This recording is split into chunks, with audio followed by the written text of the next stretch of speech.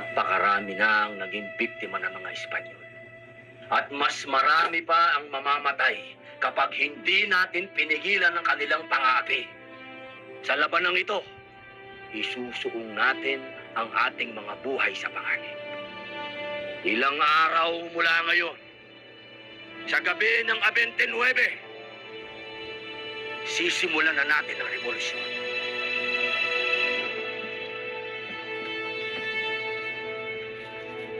Ilabas ninyo ang inyong mga sedula!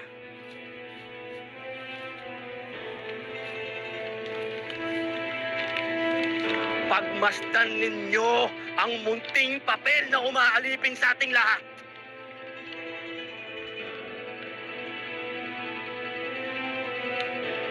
Katipunan,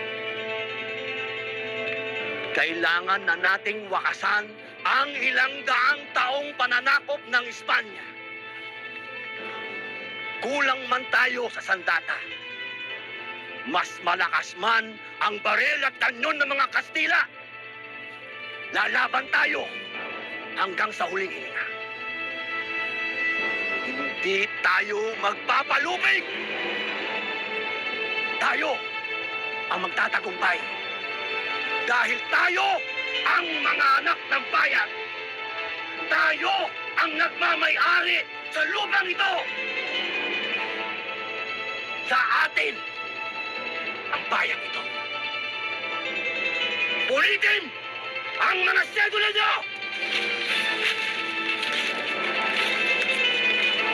Mabuhay ang katipunan!